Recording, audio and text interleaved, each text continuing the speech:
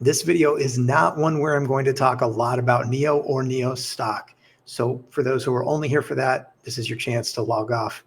Thanks for stopping by. I'll see you next time. Now, for those who do want to know what I actually want to talk about, there are a couple of things. The second thing that I'm going to go into is the three main reasons that I'll continue to do content on YouTube. And so more on that in a minute. But the first part is it's a poll that I randomly decided to do. And I don't have a ton of interaction on this site. I've got it pulled up on the screen, the old Twixter. Every once in a while, I just get these thoughts and I'm like, I'd like to know, I'm curious about what others think of this. And in this case, the question is, what is value?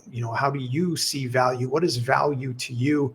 What does that mean? And because in these polls, I don't pay as a subscriber, I don't trust that I would get commensurate value. And that's why I don't pay to have a premium, whatever account here. And I'm also not that active here. I'm mostly here for research purposes on this platform. So every once in a while, I'll do this just because I'm curious. So this is the poll, value equals, and these are the options because I only had 4 that I could put up there. Wealth, net worth, or money, financial, something along those lines. Followers, number of followers, subscribers, or patrons.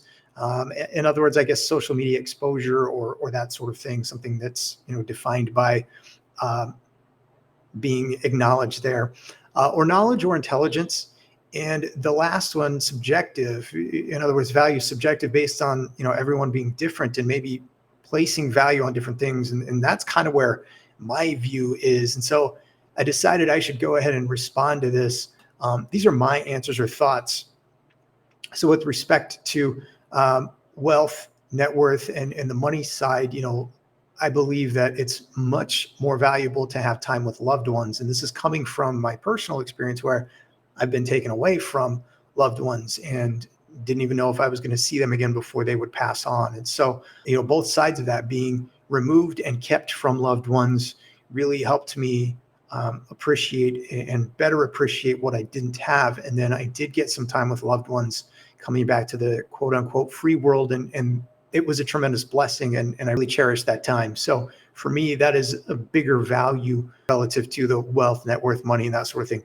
Continued education, I see as more valuable than followers, subs, patrons. Again, I said it earlier, my main reason for being on this platform that we're looking at right now is for research purposes. And there have been a few times where there's so much negativity, there's so much toxicity, there's so much division, especially with politics in the US in this era. There have been several times where I've been tempted to just leave. And I have been on other social media sites mostly to test them out, and then I've left them. So it's ironic that I have a YouTube channel, but I don't really promote it. I don't really even look to cross platform collateralize and get more subscribers or viewers. But that's also, we'll talk about that a little bit when we talk about why I continue to do YouTube content. And it's just that this is not a main priority to me, the followers, the subs, the patrons, all that stuff. I tried the Patreon thing. I didn't really care for it. Maybe it would have gone better if I would have had better approach or understanding to the system and how I could offer value there, but I just didn't like it. So that's why I didn't stay with that. Anyway, random thoughts here. Learning, agility, and EQ. I place much more value on those than just knowledge or intelligence because this is kind of a funny saying that I have. I said this to one of my contacts who is a smart person and he was just laughing when I said it. But I said, the problem with smart people is they think they're smart. And he laughed, but he didn't ask me to explain it. So I wish, and in fact, at some point, I'll probably ask him, I'll be like, hey, what was your instinctive reaction when I said that? Because I want his take. I want to know what he thought about me saying that. The reason I say that, smart people, the problem with smart people is they think they're smart, is there's a presumption and it's easy to get this egotistical kind of arrogant, oh, I know so much, or I know it all, and that sort of thing. And in my case, I say it to a lot of my personal contacts, and they kind of laugh when I say it, but I'm serious. At this point, the life I've lived, the only thing I know is I don't know. There's not much that I know. There's so little that I know relative to what there is to learn. And so I want to stay focused on continuing to learn, which is exactly one of the reasons that, for example, I said I'm on this platform that we're looking at so that I can use it for research purposes. A lot of times in my videos, I don't know if you've ever caught this, those viewers or subscribers who have known me for a while, a lot of times I will offer and point out people, whether they're they have a large following or a small following, because I'm sort of wanting to share someone. If I found value in someone and what they offer, then I want to share that with others. There's too much that I have to learn. And so I think the problem with smart people is sometimes they get caught up thinking they're smart instead of continuing to learn. And I love the quote by Albert Einstein, who I hope we can all agree was pretty smart. He said, "It's not that I'm so smart, it's that I stay with problems longer." And I thought, okay, this dude was a literal genius. And yet he's saying it's not about that. It's about continuing to work and stay focused on continuing to learn. That was my takeaway from it anyway. So value is subjective. This is my take, is I believe that value is different for everyone. I know folks who have very deep pockets, very large investors, very wealthy. Some of them are very content, very happy. Some of them are miserable. And so, seeing that, I've also made money and I've lost money. And one thing about money is you can lose it and make it again. You don't get to replace time. And having years of my life stolen from me has really led me to change the way that I look at things and the way that I move and operate and believe about things. And I think that every single day there are blessings that each of us have in our lives. And we maybe could pause and take a moment and be more reflective and appreciative of those. I certainly know that's the case with me. And so I hope that if you get nothing further out of this video and this first part of it than me sort of talking and sharing a little bit about myself and my thinking, my experiences, that you'll have a greater sense of appreciation. And I don't know, I hope it leads you to smile or say, wow, I'm blessed, and just take a moment and soak that in. We have blessings. We all do. So one of mine is that I get to do this and people might actually still be watching and paying attention. And that's fun. So the other thing that I want to do is, and hang on, because now I want to talk about the three main reasons that I will continue to do, that I do and will continue to do a YouTube channel. And I'm going to switch this out with one of the things at the bottom there. So the first reason is you all, the viewers, and some of the subscribers, and I call it the NIO global community, but I know that there are people who have supported me, who do support me, who don't care about NIO, who don't care about the stock. And I still sort of lump you in with the NIO global community, because one thing that I do like about the NIO global community is I think it's more unitive and more collaborative. And even when people don't get along with certain things, they still can connect on some levels. And I just, coming back to the free world after being locked up for most of a decade and sort of stumbling into this, the reason I started a YouTube channel in the first place talking about NIO was I was watching folks who were talking about NIO, and I kept asking them, I was like, hey, talk about battery as a service, BaaS. I want to, how can we evaluate this? What are your thoughts? And no one would talk about it. And so I finally said, all right, I'll just start a channel. And I did. And I still don't know if I'm putting out good content, but it's improved a lot from how it was early on. I will say that. But it's just been interesting and kind of fun. That's the reason I started the channel. And then I think people were supportive of my story, personal crazy story, which I don't openly talk about a lot. And there's more to that later. I'll share more, but this is kind of a one-off video. So I'm going to stick to the theme, which at this point is the NIO global community, the single biggest reason I will continue to do a channel, at least until we see new all-time highs, profitability from the company, or new all-time highs with the stock price. That's something I had said from early on. And I started videos, and I think it was mid to late 2020. And so that's sort of a time frame if you want to know how long I've been doing it. And kind of my, back earlier on, I had already decided I was going to stick with this and do the content as long as people wanted me to, until we get to that point. I would, believe it or not, I would love for NIO to take off, for the stock to absolutely rocket. And even if my channel would grow and become really large, I still don't know that I would want to keep it up, just because it's not to be acknowledged. It's not for money. You'll know of my three reasons down there at the bottom, money is not one of them. And so it's just, this has been fun, and it's been enjoyable to share parts of the journey and to learn from others and share notes and research, and with so many great people from, in different parts of the world. You all are the main reason. And I will continue to do the content at least until we get to new all-time highs with the stock price and or profitability for the company overall. And then we'll see where we're at. The number two reason is sharing research in the EQ. I kind of touched on that. I really enjoy the collaborative aspect. And it comes back to, as I said before, I want to keep learning. I don't ever want to stop learning. It's all about continued education and self-improvement, and that is ongoing. I don't want that to stop ever. And so I appreciate that and enjoy that. It's also one of the reasons that I love highlighting, especially newer channels or people who are just starting to do content and that sort of thing. I just, it's fun. I enjoy that part of it. And the EQ part, the emotional quotient, that's sort of like with, I call him Mr. EQ, but William Lee, it's one of the things that I recognized about him pretty early on. I also have an element of EQ.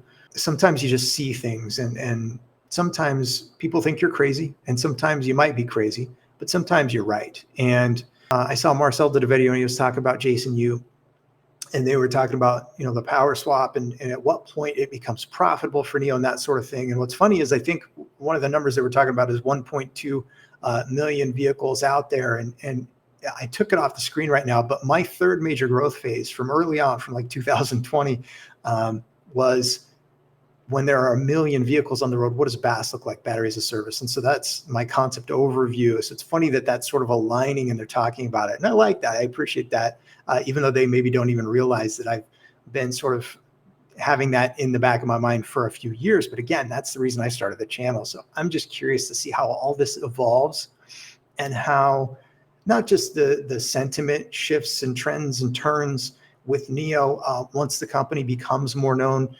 outside of China and globally. But it's just fun to continue learning. There's sort of and I just changed my my Twixter profile there to have #learning_agility, because I think that's a part of EQ. And I've even recognized, and I think it's important, that William Lee has not only EQ, but the learning agility, such that when they have done things and maybe rolled out with products or done some things and they haven't, they've missed on some levels, then they come back and they make adjustments and improve. For example, I think the rollout of Envo has probably, for a lot of those who are familiar with the company, they're probably happier, even though it's still really early, with the rollout of Envo, because expectations have largely been kept in line versus the ET5, let's say, when that first came out and there was all this hype and that sort of thing. So anyway, I think that's a nod to, and also even the way that they're branding and doing the advertising. I just think they've shifted in their view and they're learning along the way, and that's important, I think. So anyway, I want to hopefully offer that, but part of the communal aspect and having the dialogue with people from across the globe helps me learn. So again, I appreciate that. And that, again, sort of ties into the third thing, the continuing education, the market research. Market research, every one of us, whether I'm just getting opinions and thoughts from a few people on a poll that I put out on Twixter, or whether it becomes more broad, or I'm looking at, for example, if you want a couple of simple things that are in my mind that I don't often talk about, if you want to know when sentiment has really shifted for NIO, well, look at NIO Global on Twixter, on this platform that we're looking at, and see how many followers they have. And then look at Elon Musk and look at Tesla and look at all the people promoting Tesla. Once we see big numbers, and I would say, in fact, I'll throw this out there. How about when Marcel Munch, I know he's recently been talking about getting to 50,000 subscribers on his YouTube channel. I think he should easily have 100,000. But I think maybe the indicator, because my opinion aside, we got to set that over here. It doesn't matter. The market research side of it is, when we get to where we see him with 100,000 subscribers, then where are things? Where's the sentiment for NIO? So those are sort of the indicators that I put out there. Like, okay, it's still really early, because by and large, people are still reactive to just the NIO stock price, for example. And right now, it's not very attractive. So when do those things shift and change? And that is all a part of market research. And I think the most important thing that I have learned is, like I said before, the only thing I know is I don't know anything. And so by not allowing my opinion to come in and muddy the water, I can stay more observant and just sort of be attentive to things. I'll offer this. This was really phenomenal. It was a crazy thing. I normally only listen to about 10 minutes of the Tesla earnings calls. And I ended up, and that's because I usually wait and listen to Elon pumping whatever he's chosen to pump, because he does that in every call that I've heard him on anyway. And so that's always it's always interesting. And then I will check the stock price and see what's going on. This most recent earnings call, he spent 30 minutes pumping. And I was just kind of blown away because I thought, well, he's never done this before. He's never gone so hard on that initial pump to start an earnings call. He spent a lot of time, a lot of effort.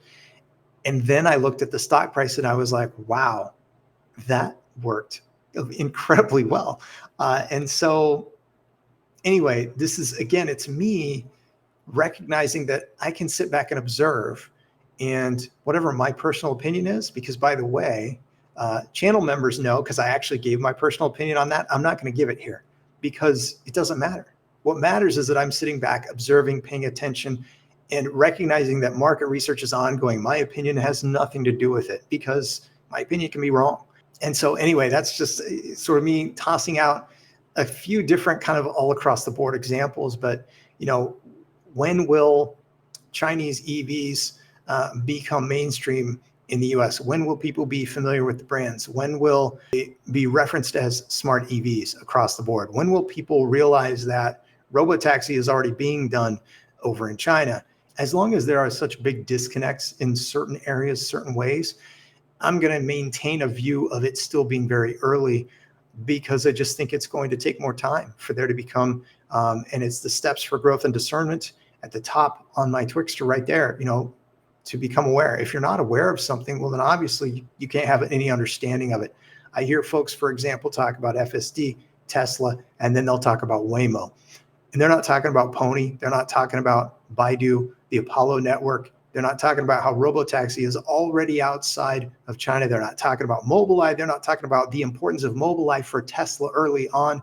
And so I just think there are a lot of things that will play out over time, and who knows what the time frame is. But we'll see what happens with the YouTube channel once NIO is profitable as a company, and once we see new all-time highs.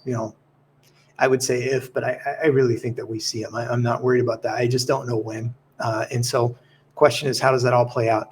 And I'm enjoying the chance to continue to learn and share some of my research and thoughts along the way. And I appreciate you all very much.